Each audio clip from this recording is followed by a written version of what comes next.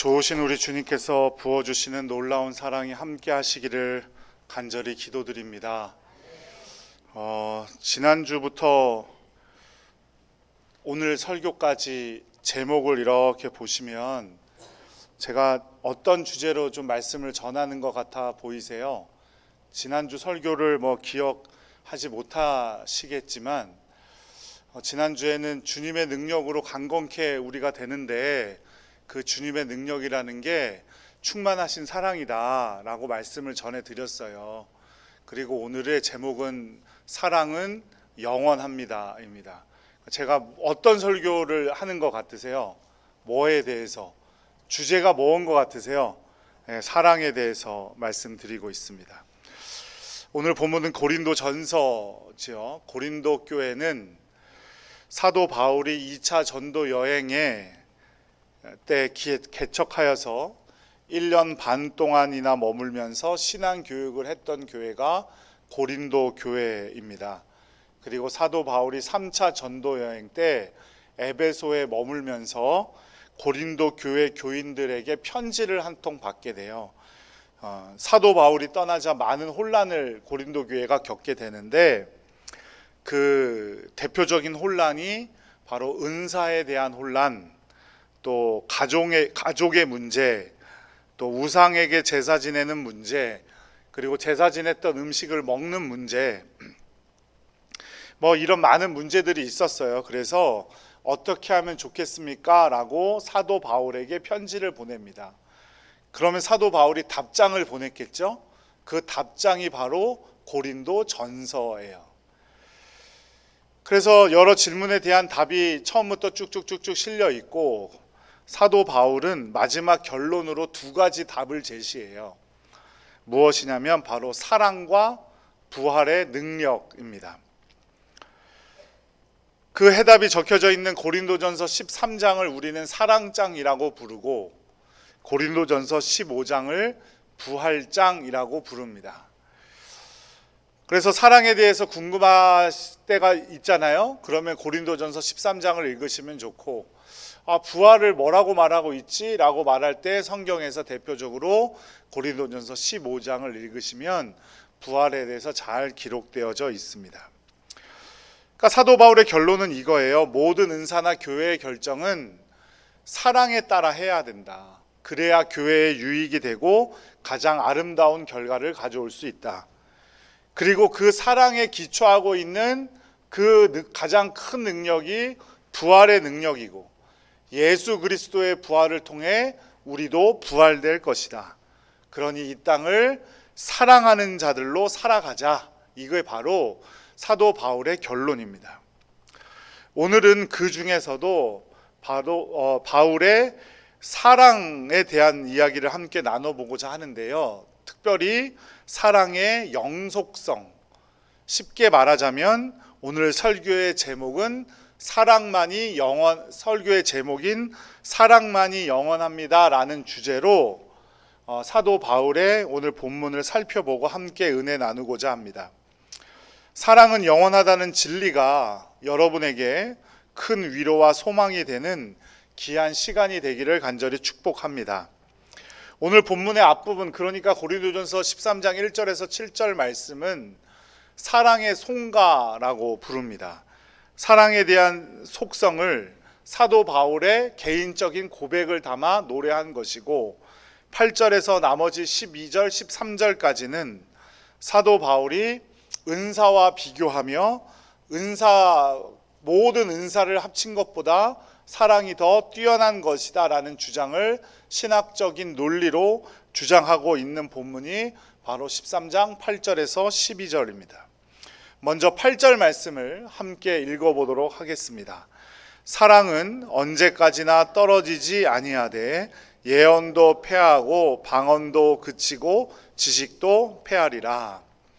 고린도 교회는 많은 은사들이 있었는데 그 중에서도 대표적인 은사 세 가지를 말하고 있습니다. 예언, 방언, 지식. 그런데 그것도 패하게 된다. 여기서 패하다라는 단어의 뜻은 없어지다, 패배하다 이런 뜻이에요. 즉 예언도 방언도 지식도 언젠가는 사라질 때가 온다는 겁니다. 가장 대표적이고 고린도 교회에서 많은 문제를 일으키고 있었던 세 가지 은사도 결국은 없어질 때가 온다라는 겁니다. 사랑 외에는 영원한 것이 없다라는 말을 하고 있는 거지요. 한국 교회 7, 80년대 목회자의 카리스마는 엄청난 교회 부흥의 유익이 되었습니다.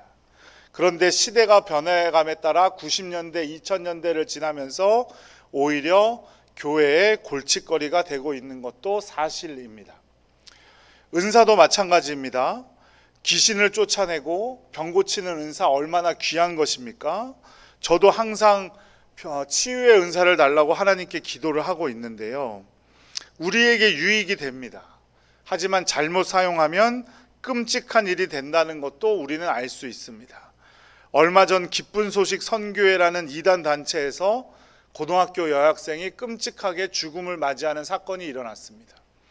그 여학생이 귀신에 들렸다고 잘못 생각한 어머니와 그 귀신에 들린 것이 어떤 것인지도 모른 채 기도하면 낫는다는 교회 관계자들 때문에 여학생은 끔찍한 상처를 입었고 죽음에 이를 수밖에 없게 되었죠.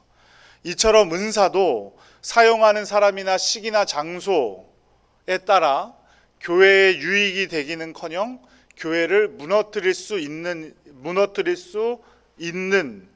끔찍한 일을 가져올 수 있는 것이 된다는 것이죠. 하지만 사랑만은 그렇지 않다는 겁니다. 사랑은 언제 어디서나 하나님을 사랑하고 이웃을 사랑하겠다는 마음만 온전히 있다면 어떠한 문제도 되지 않고 영원할 수 있습니다. 믿음도 소망도 이 세상에서 사라질 날이 오지만 사랑만큼은 우리가 천국에서도 가져야 할 자세일 겁니다. 떨어지지 않는다는 두 번째 의미는 패배하지 않는다라는 의미라고 말씀드렸죠. 호세아서 6장 1절 말씀 함께 읽어보겠습니다. 오라 우리가 여호와께로 돌아가자. 여호와께서 우리를 찢으셨으나 도로 낫게 하실 것이요 우리를 치셨으나 싸매어 주실 것임이라. 하나님의 사랑은 영원하여서 우리와 언제나 항상 함께합니다. 우리를 너무나 사랑하여서 혼을 낼 때도 있고 책망할 때도 있지만 그 모든 것이 우리를 사랑하셔서 그런 것이라는 사실 우리는 다 알고 있습니다. 그리고 이어지는 호세아서 6장 2절 말씀에 우리가 그래야 그의 앞에 살리라 이렇게 말하고 있고, 이어지는 3절에 우리가 여호와를 알자, 힘써 여호와를 알자, 땅을 적시는 늦은 비와 같이 우리에게 임하시리라 말씀하고 있습니다. 이처럼 주님의 사랑은 우리를 배신하지 않는다는 겁니다. 그러니 우리가 주님 앞에서 사랑으로 온전해져야 합니다. 사랑이 이깁니다. 은사들은 한시적인 효용성을 가지고 있지만 사랑은 영원하기 때문입니다. 우리 모두가 천국에 갔다고 생각해 봅시다. 그곳에서 예언하고 방언하는 일이 뭐가 그리 대단한 일이겠습니까? 그죠? 천국에 가 있는데 뭘 예언할 게 있겠습니까? 천국에 가 있는데 예수님이 바로 내 앞에 계시는데 뭘 하나님의 나라 특별한 언어로 말할 필요가 있겠습니까? 예언도 필요 없고 방언도 필요 없고 지식도 필요 없고 결국 거기에는 뭐만 남아 있겠습니까? 사랑만이 남는 겁니다. 그 사랑이 영원하고 그 사랑이 결국은 이긴다는 사실을 꼭 기억하시기 바랍니다. 고린도전서 13장 9절 말씀도 함께 읽어보겠습니다. 우리는 부분적으로 알고 부분적으로 예언하니. 예언을 하는 사람도 못하는 사람도 모든 것을 알 수 있는 사람은 없습니다. 이 세상의 모든 것을 알고 살아가는 사람도 없습니다. 1분 후에, 5분 후에, 1시간 후에, 하루 후에, 한 달 후에 우리의 삶에 어떤 일이 벌어질지를 알고 살아가는 분들도 아무도 없을 겁니다. 그리고 만약 있다고 하면 우리 모두가 잠시 후의 일을 모두가 다 알고 있다면 얼마나 삶이 재미가 없겠습니까? 당장 내일 일들을 사람들 모두가 알고 있다고 생각해 보세요. 얼마나 재미가 없겠어요. 그리고 저 사람이 내가 하루 후에 무슨 일을 할지, 내가 잠시 후에 무슨 일을 할지 알고 있다면 얼마나 답답하고 숨이 막히겠습니까? 그래서 우리는 예언의 은사를 받더라도 부분적으로 알 뿐입니다. 제가 영어 공부를 할 때 많이 들었던 말이 이거예요. 아는 만큼 들린다. 그러니까 단어 공부를 열심히 해야 된다. 아는 단어만 들리는 거다. 모르는 단어는 들리지 않는다. 그만큼 사람은 지식적인 한계를 가지고 있어요. 여기서 부분적으로 안다는 것, 조각조각 난 것만 안다 이 말이죠. 큰 천 조각이 있는데 큰 하나님 나라의 영광과 하나님 나라의 지식이 있는데 우리가 알 수 있는 건 그 조각일 뿐이라는 거예요. 그게 오히려 더 위험할 때도 있죠. 장님 코끼리 만지듯 한다라는 말 들어보셨죠? 앞을 보지 못하시는 분들이 꼬리를 만지고 그게 코끼리의 전부인 줄 알고, 코를 만지고 상아를 만지고 다리를 만지고 그게 전부인지 안다는 거예요. 얼마나 위험한 일입니까? 그래서 가장 위험한 사람은 책 한 권만 읽은 사람이다라는 말도 있어요. 이 세상의 지식이 얼마나 많고 방대한데 한 권만 읽었다고 내가 마치 내 삶을, 내 이 세상을 다 아는 것처럼 살아가는 사람들, 제일 위험한 사람들이라는 거예요. 그래서 위대한 철학자인 소크라테스가 남긴 말이 있어요. 이 사람이, 소크라테스라는 사람이 고대 그리스 철학의 아버지라고 불리우는 이유가 이 말에 있는데, 소크라테스 하면 너 자신을 알라를 많이 기억하시겠지만 그 말 때문이 아니라 소크라테스가 한 유명한 말 중에 이런 말이 있습니다. 나는 내가 모른다는 사실만 정확히 안다. 이해가 되시나요? 내가 전부를 알 수 없다는 거예요. 나는 모른다는 것만 알 뿐이지 이 세상을 나는 조금도 알 수 없다는 겁니다. 또 사람이 많이 알아보았자 알면 또 얼마나 많이 알 수 있겠습니까? 그렇기 때문에 자랑할 것이 없어요. 그래서 어차피 하나님께서 우리에게 모든 것을 알려주셔도 우리는 부분적으로만 깨우치게 되고 알 수 있는 겁니다. 그렇기 때문에 아무리 은사에 대해 집착하고 예언에 대해 많이 알려고 해도 우리는 모든 것을 알 수가 없어요. 그런데 모든 것을 아는 것처럼 그 은사에만 집착하고 예언하는 일, 방언하는 일에만 집착을 해서 그것이 최고의 은사다라고 고린도 교회 교인들은 싸우고 있었던 겁니다. 우리가 온전히 알 수 있는 날은 예수님 다시 오시는 그 재림의 날입니다. 그 재림의 날에 이르면 우리가 알고 있는 부분적인 것들은 다 무용지물이 돼요. 하나님의 나라는 이렇대더라 저렇대더라, 그런 지식들 다 무용지물이 됩니다. 왜요? 우리가 하나님 나라에 들어가서 다 보면서 살 텐데요. 주님의 사랑이 이렇다더라, 은사가 이렇다더라 저렇다더라, 그것이 뭐가 그렇게 중요하겠습니까? 하나님의 사랑이, 완전하신 하나님의 사랑이 우리 앞에 있는데, 이 점을 분명히 하기 위해서 사도 바울은 어린아이 시절과 장성한 어른의 이야기를 비교합니다.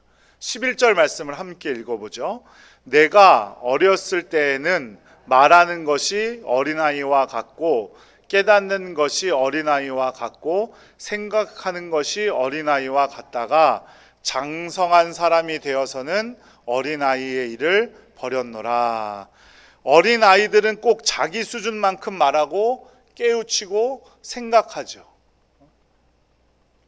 저희 아이들도 그랬지만 어렸을 때 5살, 6살 이럴 때 팔씨름 하자고 하면은 제가 지겠습니까? 이기겠습니까? 져줘요? 이겨요? 져주죠. 그러면 자기가 진짜로 자기가 이긴 줄 알아요. 어린아이들 다 그렇죠. 그런데 어른이 되어서까지 그런 생각을 가지고 있다면 멍청한 거죠, 그거는. 아이가 세월이 지나 어른이 되면 말투도 달라지고 사유의 폭도 넓어지고 삶의 태도도 달라져야 하지요. 제가 어렸을 적에 저희 집에 칼라 텔레비전이 처음 들어오던 날의 그날의 감격을 저는 아직도 잊을 수가 없어요. 그 전까지 다리가 4개 달린 이렇게 양문이 이렇게 열리는 흑백 텔레비전이 저희 집에 있었는데, 그 흑백 텔레비전이 텔레비전이 있었을 때는 한 번도 생각해 본 적이 없었는데, 칼라 텔레비전이 들어오던 날 제가 이 생각을 했어요. 제가 그 기억이 확실히 떠올라요. 그때가 초등학교 3학년이었을 텐데 저 작은 텔레비전 안에 사람들은 어떻게 들어가 앉아 있는 걸까? 저 사람들은 어디에 사는 사람들일까? 이 생각을 했던 것 같아요. 그런데 지금까지, 이 나이가 된 지금까지 만약 그 생각을 하면서 텔레비전을 보고 있다면 저는 어떤 사람이겠어요? 멍청한 사람이죠. 이 자리에 설 수도 없는 사람이죠. 이처럼 어린아이 시절과 장성한 어른의 시절은 확연히 사고가 달라져야 된다는 거예요. 사도 바울은 여기서 11절에 말하고 있는 어렸을 적이라는 말은 진짜 어렸을 적을 말하는 게 아니고 실상은 사도 바울의 자전적인 고백과도 같은 거예요. 사도 바울은 가말리엘 문화에서 공부했던 사람이에요. 가말리엘이라는 사람은 그 당시 가장 똑똑한 지혜로운 사람이라고 평가받던 사람이에요. 그 사람 문화에서 교육을 받았어요. 사도 바울은 지금으로 말하자면 가장 좋은 대학교 다녔다는 것 의미와 같겠죠. 그랬던 사람이 어렸을 적이라고 고백하는 것은 언제냐면 예수님을 알지 못하던 때를 말하는 거죠. 장성한 사람이 되었다는 것은 예수님의 사랑을 알게 되었다는 의미예요. 그러니까 예수님의 사랑을 알게 되고 보니 이전에 자신이 가졌던 지식들, 세계 최고의 학자에게 배웠다는 것들이 얼마나 하찮은 것임을 깨닫게 됐다는 거예요. 그래서 이전에 알던 것, 성경에는 어린아이의 일이라고 표현하고 있는데 그것들을 어떻게 했대요? 버려버렸다는 거예요. 물론 은사들이 당장 유용한 건 사실이고 지금도 우리에게 유익한 건 사실이죠.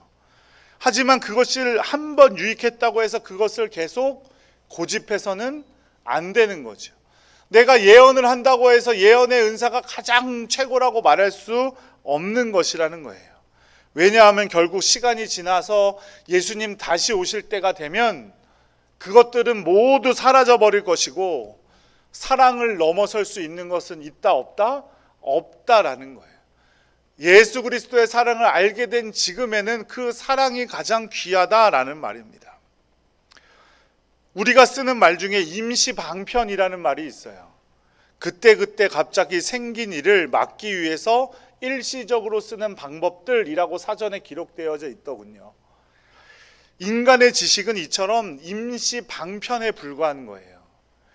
강을 건너기 위해서 배를 타고 강을 건너지만 강을 건너게 해준 배가 너무너무 고마워서 산길까지 배를 지고 가는 사람은 아무도 없습니다. 그게 임시방편이에요. 은사는 주님의 사랑과 주님의 놀라운 역사를 우리에게 깨닫게 해주기 위한 임시방편적인 일들이지 그것이 영원할 수는 없어요. 은사를 우리에게 왜 주세요? 나를 너무 사랑하셔서 혹은 나를 통해 병을 고침을 받거나 하나님의 놀라운 일들을 알게 되는 사람들을 너무너무 사랑하셔서 주는 거예요.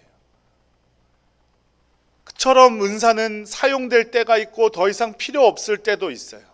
하지만 사랑만은 그렇지 않다는 거예요. 마지막 때에 예수님께서 다시 오셔서도 사랑은 필요합니다. 하나님 나라에서 예수님과 우리가 사랑 나누면서 살아야 하지 않겠습니까? 더 말씀드리자면 우리가 하나님의 말씀으로 성경을 보고 예수 그리스도를 아는 지식을 더하기 위해서 지금은 성경을 보지만 천국에 가면 성경이 필요할까요? 저는 필요 없을 것 같아요. 살아있는 말씀인 예수님이 내 앞에 계실 텐데 뭐하러 이 성경을 보고 있습니까? 예수님의 말씀을 듣고 있어야죠. 이처럼 주님께서 마지막 날에 우리를 온전하게 해주실 때가 오면 오직 사랑만 남는다는 사실을 꼭 기억하시기 바랍니다. 12절 말씀 한번 읽어보겠습니다. 우리가 지금은 거울로 보는 것 같이 희미하나 그때에는 얼굴과 얼굴을 대하여 볼 것이요 지금은 내가 부분적으로 아나 그때에는 주께서 나를 아신 것 같이 내가 온전히 알리라. 아멘. 그때에는 내가 온전히 알리라. 그때가 언젠데요? 예수님 다시 오실 재림의 날을 말하고 있는 거예요. 그때가 되면 온전히 알아요. 여기 보면 거울이라고 되어 있죠. 여기서 말하는 거울은 우리가 가진 거울을 의미하지 않아요. 사도 바울이 살 때는 그런 우리가 가진 그런 거울이 없었어요. 그때 거울은 어떤 거울이냐면 청동 거울, 동판을 깨끗이 닦게 되면 보이는 그 청동 거울이에요. 고린도 지역의 주요 생산품 중에 하나가 청동 거울이었어요. 청동 거울은 아무리 잘 만든다고 해도 우리가 보는 거울처럼 그렇게 보이나요? 그렇게 보이지 않죠. 희미하게 보이고 또 상이 왜곡될 수밖에 없어요. 그러니까 거울로 보면, 그 당시의 거울인 청동 거울로 보면 희미하게 보일 뿐이에요. 하지만 예수님께서 이 땅에 다시 오시면 얼굴과 얼굴을 대하여 보고 어떤 희미함도 없이 어떤 왜곡도 없이 예수님을 볼 수 있는 때가 온다는 겁니다. 그러니까 우리에게 가장 중요한 것은 무엇입니까? 오직 주님의 사랑만이 그때도 필요하다 이 말이죠. 요한일서 4장 16절 말씀 함께 읽어보겠습니다. 하나님이 우리를 사랑하시는 사랑을 우리가 알고 믿었노니 하나님은 사랑이시라. 사랑 안에 거하는 자는 하나님 안에 거하고 하나님도 그의 안에 거하시느니라. 아멘. 하나님은 뭐라고요? 사랑이시라. 하나님이 사랑이시란 말은 이 세상이 있기 전에, 태초 이전에 하나님만 계셨어요. 하나님만 계셨을 때도 뭐는 있었다는 얘기예요? 사랑은 있었다는 얘기예요. 그리고 그 사랑으로 이 땅을 지으셨고 이 땅들이 다 무너지고 새 하늘과 새 땅이 열려 새 하나님의 나라가 이루어지면 거기에는 뭐만 남는 거예요? 하나님이 계시니까 사랑만 남는 거예요. 사랑만이 영원한 줄로 믿습니다. 그래서 우리가 오늘 함께 읽진 않았지만 고린도전서 13장 13절 말씀, 우리가 너무 잘 아는 말씀이죠. 그런즉 믿음, 소망, 사랑, 이 세 가지는 항상 있을 것인데 그 중에 제일은 뭐라고요? 사랑이라고요. 그 중에 제일은 사랑이라는 건 사랑이 1등, 믿음이 2등, 3등이 소망, 이 말이 아니고 영원토록 있을 것, 끝까지 살아남을 수 있는 건 뭐다? 사랑이다라는 거예요. 하나님의 나라가 완성됐는데 뭘 더 이상 믿을 게 있겠으며, 하나님의 나라가 완성됐는데 뭘 더 이상 소망할 것이 있겠습니까? 방언도 마찬가지고 예언도 마찬가지고 오직 예수 그리스도를 아는 지식도 마찬가지고 마지막까지 남는 건 주님의 사랑밖에 없음을 꼭 기억하시기 바랍니다. 그러므로 예언하지 못해도, 방언하지 못해도, 또 예수 그리스도를 아는 지식이 좀 낮은 수준에 있는 것 같아도, 내 믿음이 너무 하찮고 보잘것없는 것 같아 보여도 아무런 상관이 없어요. 뭐만 붙들면 돼요? 주님의 사랑만 믿고 사랑만 알아가면 되는 겁니다. 그렇기 때문에 우리는 이 땅을 살아가면서도 오직 주님의 사랑을 이루면서 살아가야 하는 거죠. 그렇다면 그 사랑을 이루는 것은 어떤 삶을 의미하는 걸까요? 요한복음 15장 10절 말씀 함께 읽겠습니다. 내가 아버지의 계명을 지켜 그의 사랑 안에 거하는 것 같이 너희도 내 계명을 지키면 내 사랑 안에 거하리라.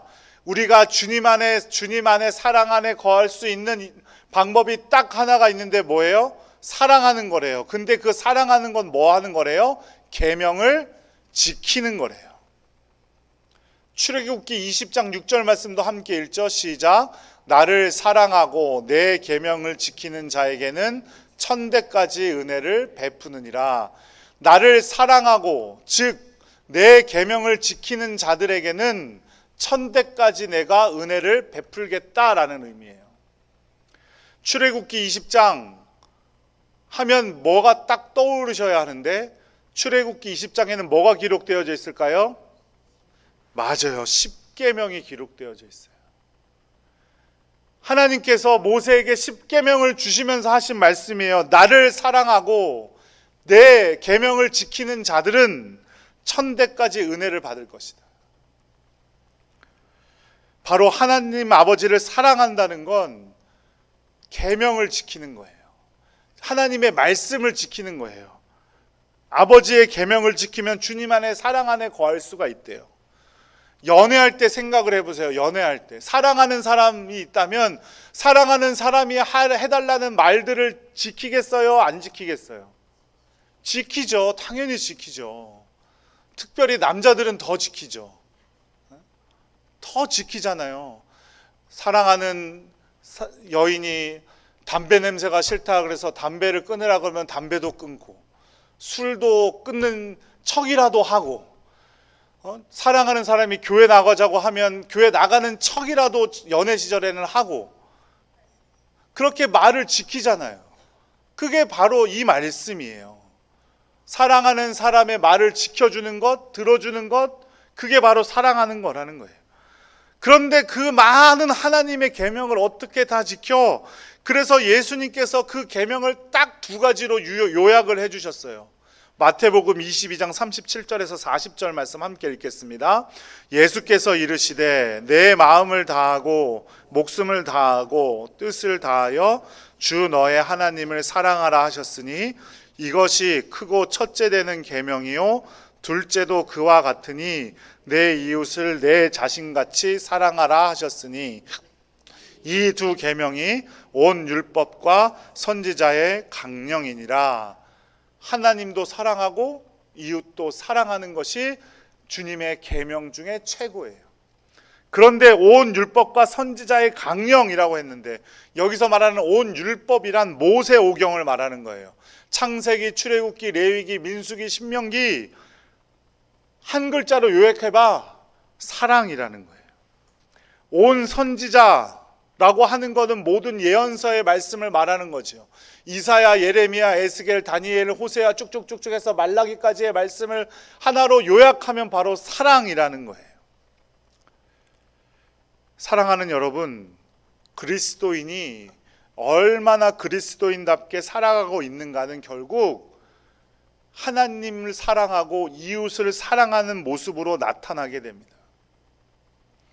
그럴 때 우리는 영원하신 하나님의 사랑 안에 거할 수 있게 되고 천대까지 하나님의 은혜를 누리게 될 줄로 믿습니다.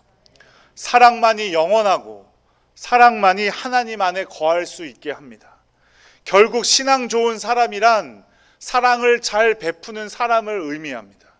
사람은 누구나 자기밖에 모르는 이기적인 존재이죠. 어린 시절에 그랬어요. 예수님의 사랑을 알기 전에는 그랬다고요. 하지만 이제 예수님의 사랑을 정말로 믿고 안다면 우리는 사랑을 베풀 줄 아는 사람이 되어야 합니다. 하나님을 제대로 섬길 줄 아는 사람이 되어야 해요. 그것이 우리의 신앙이고 그것만이 영원한 것입니다. 오늘 설교 준비가 너무나 사실은 어려웠습니다. 오늘 본문은 누구나 다 아는 본문이고 결론도 너무 뻔해요. 그죠? 처음 오늘 본문 보셨을 때 목사님께서 이런 말씀 하시겠구나 한 대로 흘러왔죠? 네, 뻔해요. 그리고 무엇보다 제가 너무나 이기적인 사람이고 교만한 사람이라는 것을 누구보다 제가 잘 알아요. 그런데 성도 여러분들께 사랑하라는 말을 하기가 어떻게 해야 되나, 이렇게 돌려야 되나 저렇게 돌려야 하나 너무너무 걱정이 많았습니다. 그럼에도 불구하고 주님께서 죽기까지 순종하심으로 우리에게 보여주신 그 놀라운 사랑을 우리가 믿고 그 사랑 안에 살기를 원한다면 사랑만 하며 살아가야 합니다. 영원토록 있을 것은 사랑밖에는 없습니다. 1984년 노벨 평화상 수상자인 남아프리카 공화국 성공의 주교인 데스몬드 투투 주교라는 분이 계세요. 이분의 딸인 음포 투투와 함께 쓴 선하게 태어난 우리라는 책에 이런 말을 남겼습니다. 선함 그 자체이신 하나님께서 우리를 하나님을 위해 하나님처럼 창조하셨고 우리는 처음부터 선한 존재로 이 땅에 왔다. 선하게 태어난 저와 여러분이 이 욕심 많고 악함이 가득한 세상 가운데 오직 주님의 선함만을 맛보며 살아갈 수 있는 방법은 무엇일까요? 바로 사랑입니다. 우리는 하나님을 볼 수도 만질 수도 없습니다. 그럼에도 불구하고 우리가 하나님을 사랑하고 이웃을 사랑할 때 하나님을 만나게 되고 하나님의 은혜를 누릴 수 있게 될 줄로 믿습니다. 오직 하나님의 사랑만이 영원하고 우리가 사랑하며 살아가는 것이 절대적인 가치라는 사실을 꼭 기억하시기 바라요. 그래서 하나님을 사랑하고 이웃을 사랑함으로 영원한 하나님과 영원한 사랑을 나누고 또 이 땅 가운데서도 그 영원한 하나님이 주시는 천대까지 베푸시는 은혜를 누리며 살아가는 복된 성도님들 되시기를 간절히 축복합니다. 기도하겠습니다.